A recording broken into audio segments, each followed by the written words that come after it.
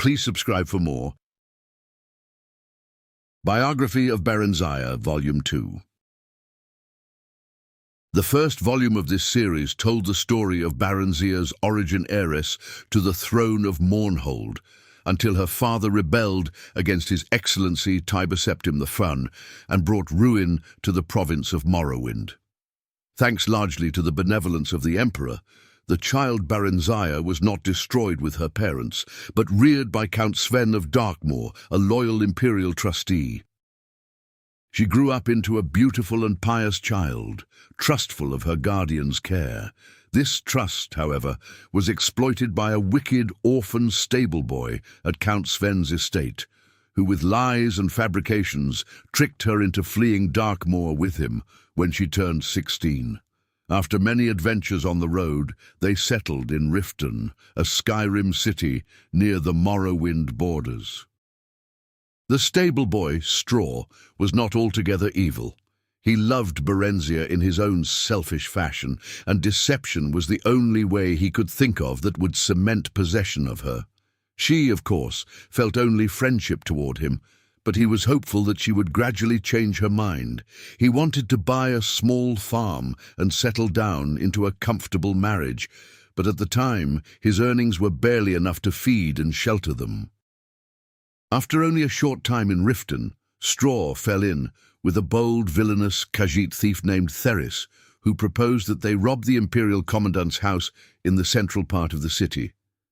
Theris said that he had a client, a traitor to the Empire, who would pay well for any information they could gather there. Barenziah happened to overhear this plan and was appalled. She stole away from their rooms and walked the streets of Riften in desperation, torn between her loyalty to the Empire and her love for her friends. In the end, loyalty to the Empire prevailed over personal friendship, and she approached the Commandant's house, revealed her true identity, and warned him of her friend's plan.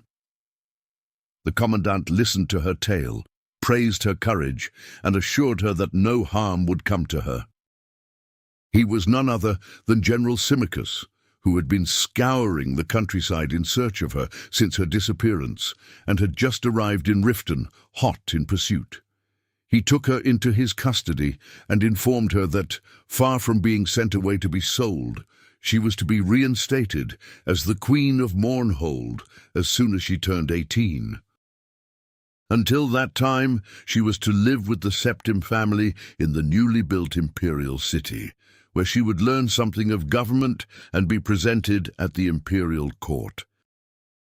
At the imperial city, Barenziah befriended the Emperor Tiber Septim during the middle years of his reign. Tiber's children, particularly his eldest son and heir Pelagius, came to love her as a sister. The ballads of the day praised her beauty, chastity, wit, and learning.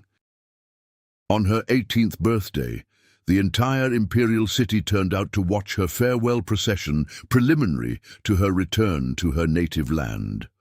Sorrowful as they were at her departure, all knew that she was ready for her glorious destiny as sovereign of the kingdom of Mournhold. The end.